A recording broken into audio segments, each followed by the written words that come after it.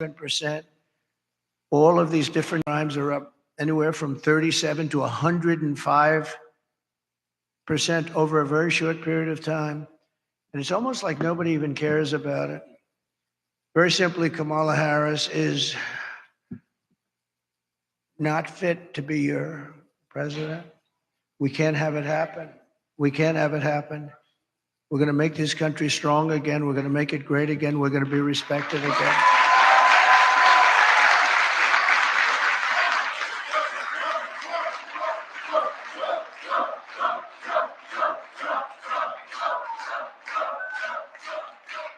Her message has been a message of hate and division. And my message is about saving our economy, securing our border, bringing together the greatest and broadest coalition in American history. There's never been a coalition like this. Everybody's included. And on issue after issue, she broke it. They broke it together. But for purposes of this election, she broke it. Can't let her go. And I'm going to fix it, and I'm going to fix it very fast.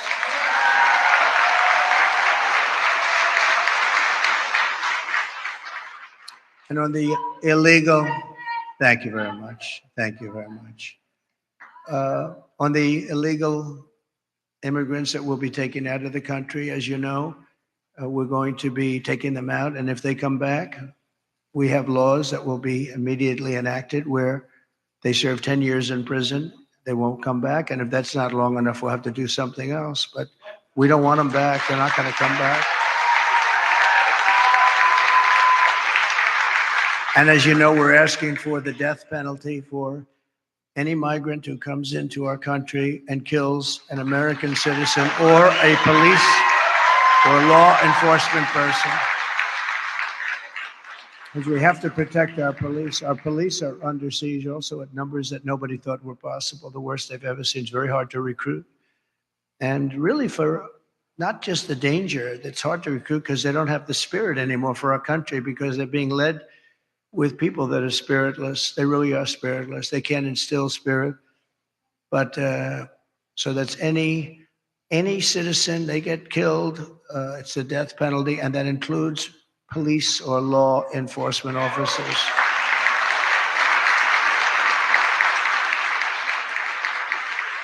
But we're going to revive our economy. We're going to use a system of very fair, very reasonable tariffs. As I said, so powerful. We've never used them. I used them. China paid us hundreds of billions of dollars, and no other president's gotten 10 cents from China. China had a free ride, but so did many other countries. European Union is taking advantage of us. They don't take our product, and yet we take their product all over the place. We take their farming product. We take their cars left and right? BMW, Mercedes-Benz, Volkswagen, millions and millions. They don't take our cars. I said to Angela Merkel at the time, Angela, how many Chevrolets do we have in Berlin? Why? I don't believe you have any. I said, you're right about that, Angela. Well, we're going to change it. But they don't take our product. We have a deficit with them of over $300 billion. Think of that. And people think of them as friendly, but they're very tough and very fair. I mean, look, they united in order to take advantage of the United States. That's why they united. That's why they formed their coalition. And that was done to take advantage of the United States. So we know how to take advantage of them. We're going to take it back. We're going to take it all back. Those countries, many of those companies will be coming back. They'll be coming back because when they're told that they're going to have to pay a 25% tariff or 50% or 100%, we saved our steel industry when I imposed large tariffs on China steel coming in. They were dumping steel here by millions and millions and millions of yards of steel like nobody's ever seen. Our steel businesses were going out of business. We can't lose our steel industry. If for no other reason, our own security. We need steel. If we'd go to war, we're not going to go to war. We're not going to have World War III. But if we ever go to war, you better hope that we have a steel industry, or those beautiful tanks and everything else that we need to make won't be made. The planes, the tanks, the whole thing. And I saved it by imposing tariffs. They were dumping it. I think they were dumping it in order to destroy every steel plant would have been closed if I didn't do what I did. And we happen to be taking in billions of dollars. In fact, it's so good that Biden has been trying his best to end it, but he's unable to do it. Too much money. It's been too much money. They're paying a fortune. But I would have had it a lot different. And we'll get along with China. We'll get along with Russia. We'll get along with everybody. We had the fake Russia hoax, which took 2 years. And then they came out with a report that we did absolutely nothing wrong. That was a stacked deck too. The people doing it, they couldn't say there was nothing. We had nothing. They checked millions of phone calls, not one call made to Russia, not one call. It was a terrible thing they did to the country and actually put us in a lot of danger, to be honest with you. If I didn't have somewhat of a relationship with Russia and Putin and all, we had to have it. And by the way, getting along with President Xi and Putin and Kim Jong-un of North Korea. If you remember when I met with Obama, his wife was very nasty to me the other day. That was not nice. She was very nasty. She said nasty things. I was always always very respectful of her, but she got up there, which shows you how nervous they are about what's happening. But she was nasty 2 days ago. She got up and said some bad things she shouldn't have said. They were wrong too. But we're going to turn our country around,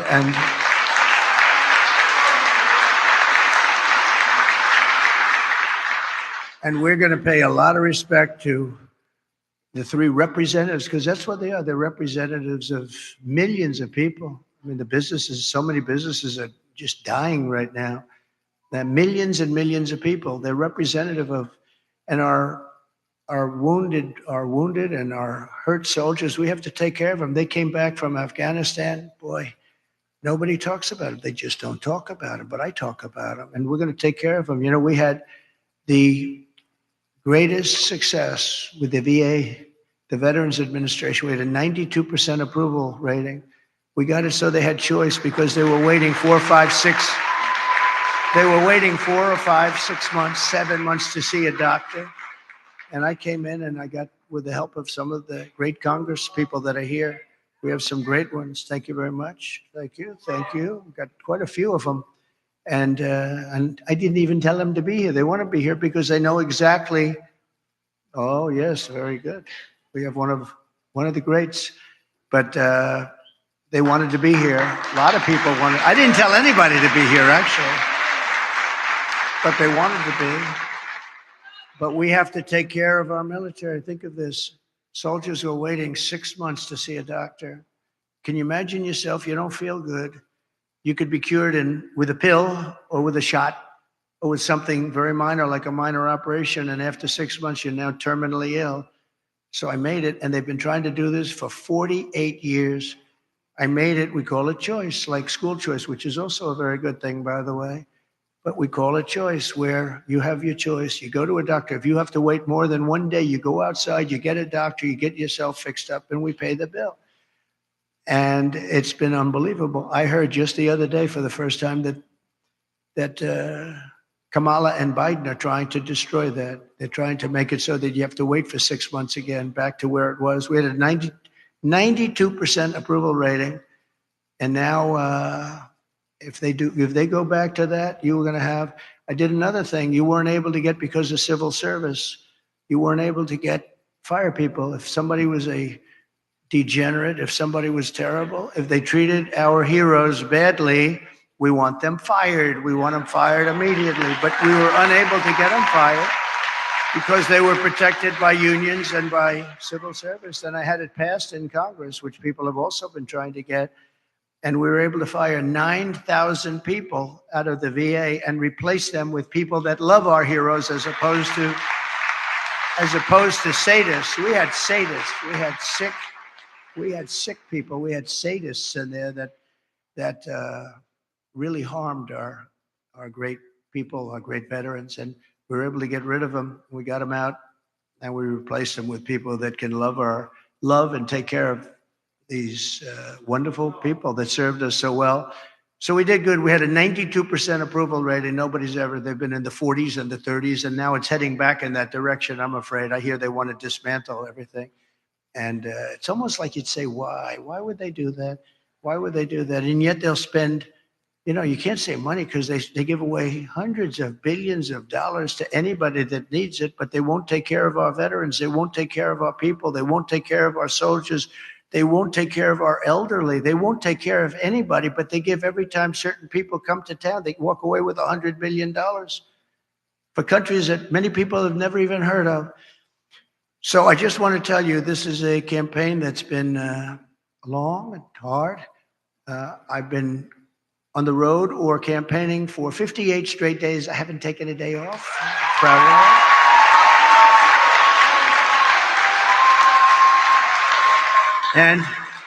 And I won't be taking one off. We have 7 days to go. You can be sure I won't be.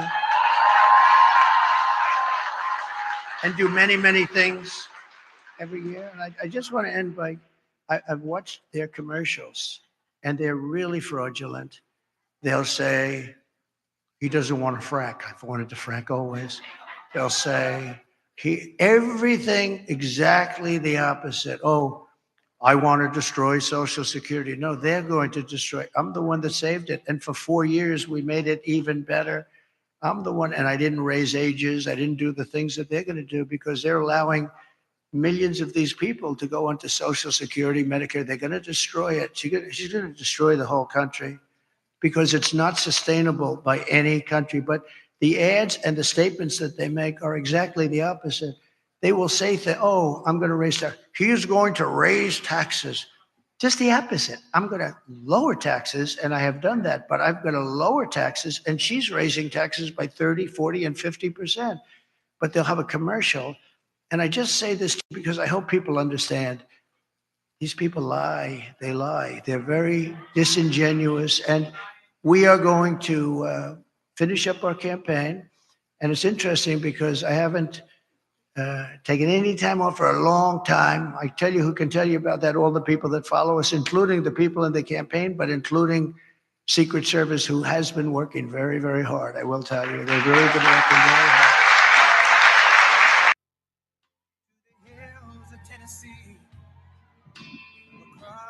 Thank you very much, everybody.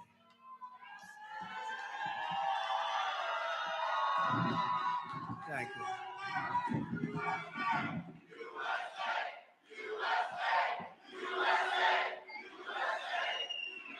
Such great spirit. I want to start by saying it's going very well. There are some bad spots in Pennsylvania where some serious things have been caught or in the process of being caught, but the election itself is going very well. We're leading, I believe, in all 7 swing states.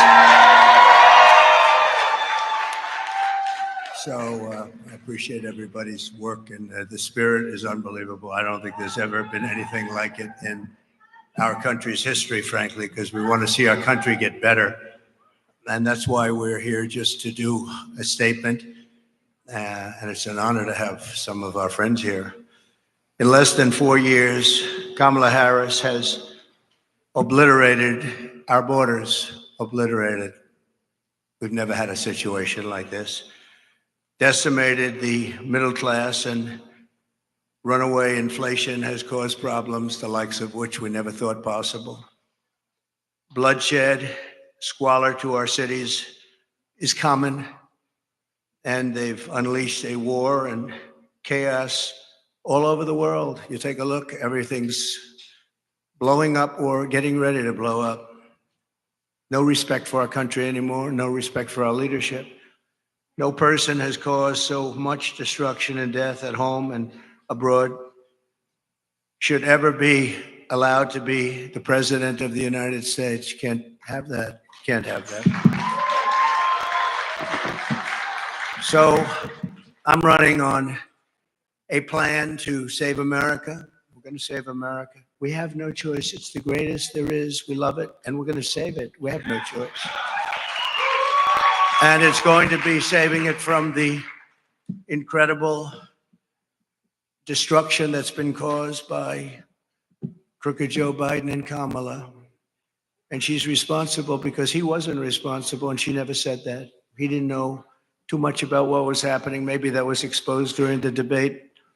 And yet still the way they took that away from him was not was not right. It wasn't right. Shouldn't have happened that way. They walked in, they said, we're taking it away. They stole the presidency of the United States.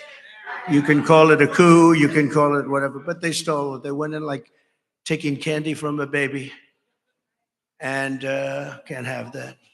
And she's running on a campaign of demoralization and really a campaign of destruction. But really, perhaps more than anything else, it's a campaign of hate, a campaign of absolute hate. And, you know, I said yesterday that she's a vessel. She is a vessel. It's a very big, powerful party with smart people. I have to be smart. But it's vicious. They're vicious, and they're perhaps even trying to destroy our country. Because who would want open borders where millions of people can flow in from prisons and from gangs, the worst gang members anywhere in the world? Who would want this for our country? Who would want all of these transgender operations all over the place, like at will? Even if you're in detention, I want a transgender. These are things she stood for. Who wants to defund the police? She's wanted her whole career to defund the police. She only changed recently. She changed on 15 different items. Fracking. She was against fracking at the highest level. Wouldn't even think about it. Now all of a sudden, oh, I'd like fracking very much. But they change after the election in about 2 minutes, and I think Pennsylvania understands that. After 2 assassination attempts in just over 3 months, her lies and her slanders are very shameful and really inexcusable. And I can say that if I were president and somebody was being threatened, openly threatened, like they've threatened me, I would say, if you do that, even if this was an opponent who I disliked, if you do that, we will obliterate your entire country, and it would all stop. But they wouldn't make that statement. They won't make that statement. And essentially, that statement has been made by other presidents, even concerning their opponents, as you know. Today, we're going to talk about the real character of Kamala, and a person who has no remorse for the anguish she's inflicted upon families all across America. On the contrary, I have to tell you, Kamala intends to conflict and keep this misery going, and she's going to keep it going as long as she can, because that's the only way she can get elected. She's going out and only criticizing, talking about Hitler and Nazi, and because her record's horrible. Her borders are the worst in the history of the world. There's never been a border in the world like this. I always say in third world countries, banana republics, they'd fight them away with sticks and stones if they had to. We let them come in, come on in. Knowing in many cases they're murderers, they're drug lords, they're traitors in so many ways to our country. If they were involved in our country at all, even that, they're coming back in. People that left because they were traitors are coming back in. Everybody's coming back in. And it's at a level that we've never seen before. Criminals off the streets. And you know, other countries from where they're coming are now setting records, good records for them, where crime is down 70 and 75% because they're taking the criminals off the street. They're emptying their jails into our country. And they're not finished yet. I'm amazed. I thought they would have done it by now, but if you take a look at Venezuela, their crime is way, way, way down. Then you go to Caracas and you wouldn't recognize it. You can actually walk the streets without being shot or killed or mugged. It's becoming a safe city because they've taken all their criminals, most of them, the rest are coming. They're all coming. They've taken their drug dealers and they've put them into the United States of America. Thank you very much, Kamala. Appreciate it. But she continues, and she will continue this misery, and her policies have caused such harm and such pain. And the 3 great people up here with me are going to just discuss that for a little while, about what's happened to them, how their lives have been shattered. I'd like to begin with the story of one mother whose life Kamala has utterly destroyed this life. And we're talking about thousands of people in very similar situations every day under Kamala, open border policies. And if you remember, Joe Biden appointed her as the border czar. She doesn't want to use that term, but let's say we'll just use a different term. She was responsible for the borders, totally responsible. She never made one call to Border Patrol. 2 weeks ago, the Border Patrol endorsed me with the most beautiful endorsement I think I've ever gotten.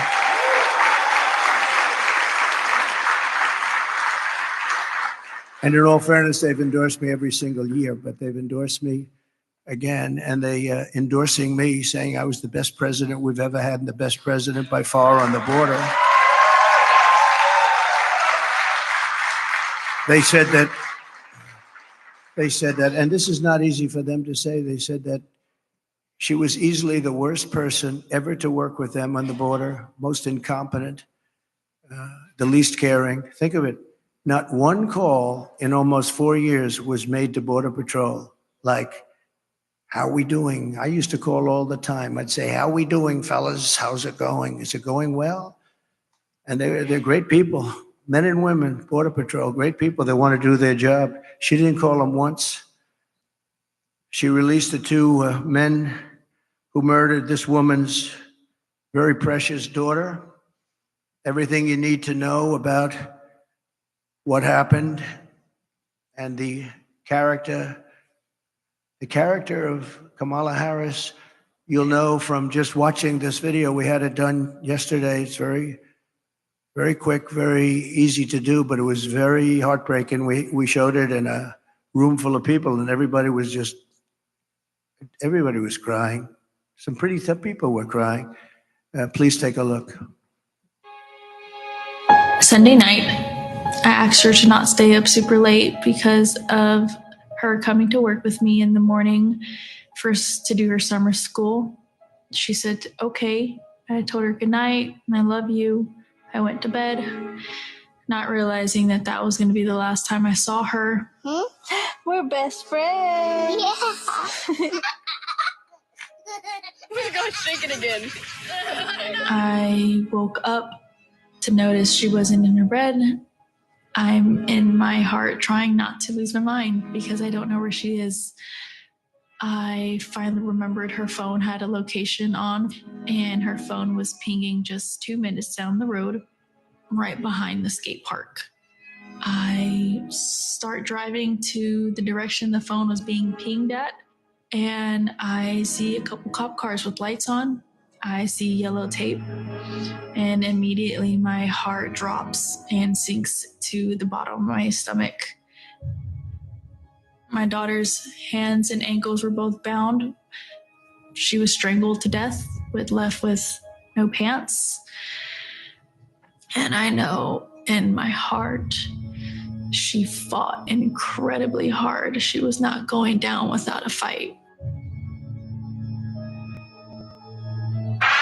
We begin with two men we're learning are charged with capital murder tonight, accused of killing a 12-year-old girl. Police say these men strangled her before dumping her into that creek. Both men were in the country illegally. Apprehended, then released by Border Patrol less than 3 weeks before Jocelyn's death. The men accused of killing Jocelyn Nungare are affiliated with the gang known for brutal violence. Kamala Harris was in charge of immigration in our borders. If we had better border policies and not open borders and not these catch and release policies, I truly believe this all could have been prevented. Under her being vice president of this country, my daughter's life was ripped away from her. She had her entire life ahead of her. Happy birthday, dear Jocelyn. My daughter is 6 feet in the ground based off of policies that she allowed to keep.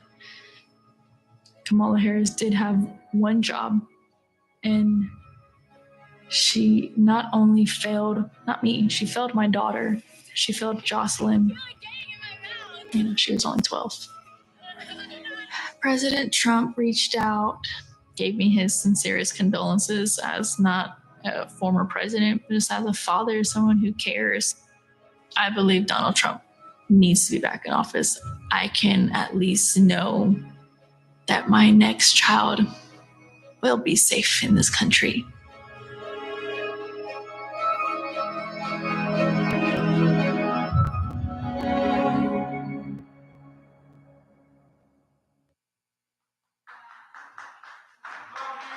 Thank you very much. So I know we talk about inflation and the economy, but to me, there's nothing more important than the fabric of our country being destroyed by people placed there, violently placed there, as far as I'm concerned, foolishly, stupidly placed there. I think what's happening on the border is the single biggest issue, and I'm seeing it more and more when I speak. I see it more. Inflation's terrible. It's hurting our country. It's just decimating our seniors. That's why I talk about Social Security. No tax for our seniors on Social Security because they've been decimated by inflation.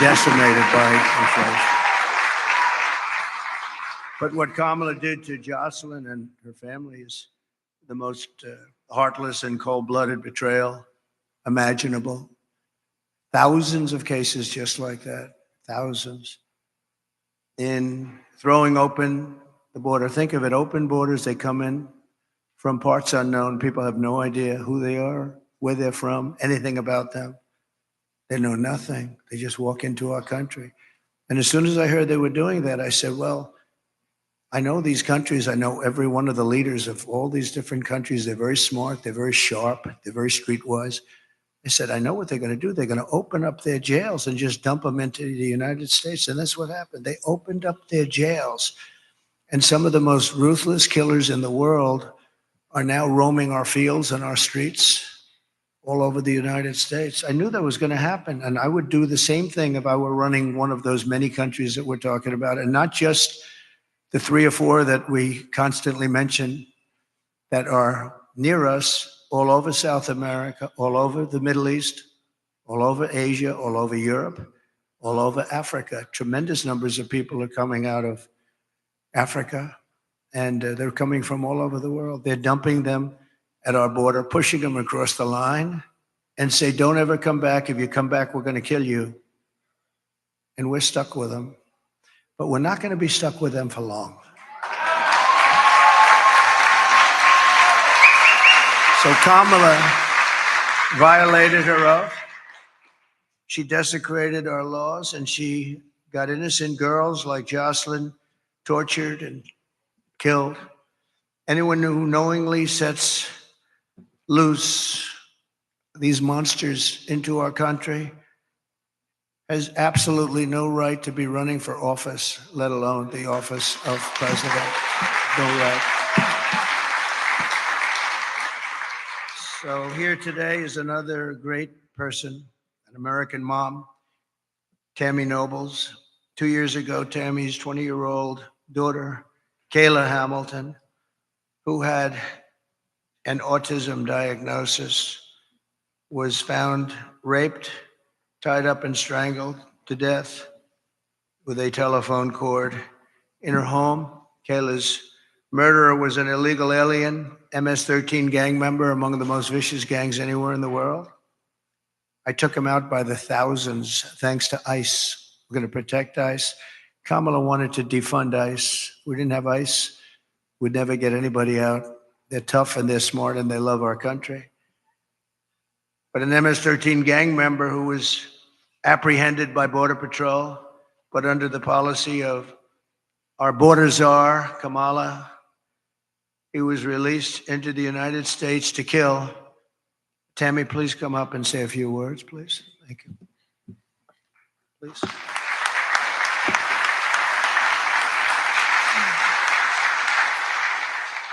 I just wanted to say that Homeland Security did not do their job. Health and Human Services did not do their job. The Biden-Harris administration did not do their job. If they would have done their job, made that one phone call to El Salvador, my daughter would still be alive today. Kayla was a very beautiful young lady inside and out. She was independent, learning to become independent. She had 2 jobs. She overcame obstacles dealing, with autism and was able to find a job that she loved. She loved animals, especially her cat Oreo, and she cared about the homeless. She loved God and she loved going to church. And her life was just ripped from her 3 days after she celebrated her 20th birthday. Thank you for having me here today.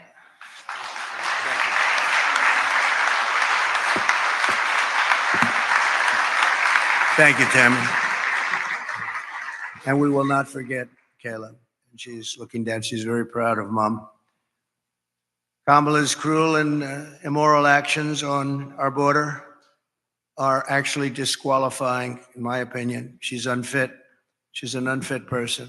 And she knows this is going on. She never called anybody, including the 13 soldiers that were so needlessly killed.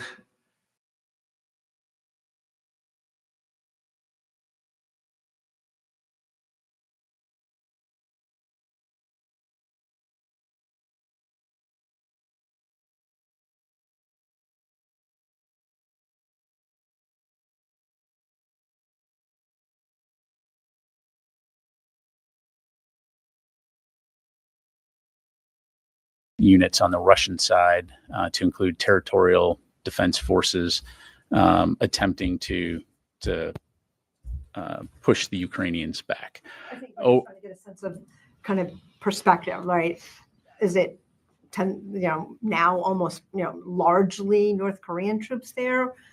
Equal number of both? I mean, I think that's kind of what we're trying to figure out. And I just don't have a number to pass along here. I mean, keeping in mind, again, that what we're talking about here is Russian territory writ large, right? So, I mean, this is inside Russian interior lines. And theoretically, Russia could have made the decision a long time ago to move large number of Russian forces to address this threat. But it demonstrates a couple things. One, the fact that Russia has not made recovery of its sovereign territory a priority. And number two, the fact that Russia finds itself in a situation where they now have to hire out to get additional forces to deal with this issue, which, as Secretary Austin has highlighted, is an indication of the dire straits they're in when it comes to personnel. So thank you very much, everybody. Appreciate it.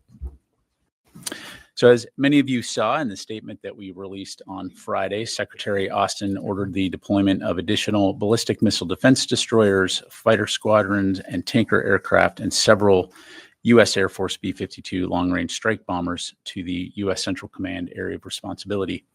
These forces will begin to arrive in coming months as the USS Abraham Lincoln Carrier Strike Group prepares to depart, some of which have already begun to flow into theater, as highlighted by the arrival of the B-52 bombers over the weekend. These deployments are in keeping with our commitments to the protection of U.S. citizens and forces in the Middle East, the defense of Israel, and de-escalation through deterrence and diplomacy. These movements build on the recent decision to deploy the Terminal High Altitude Area Defense Missile Defense System to Israel, as well as DoD's Sustained Amphibious Ready Group Marine Expeditionary Unit posture in the Eastern Mediterranean, and demonstrate the flexible nature of U.S. global defense posture and U.S. capability to deploy worldwide on short notice to meet evolving national security threats. Secretary Austin continues to make clear that should Iran, its partners, or its proxies use this moment to target American personnel or interests in the region, the United States will take every measure necessary to defend our people. Shifting gears, tomorrow is Election Day, and DoD stands prepared to support state and local authorities as required. Of note, Secretary Austin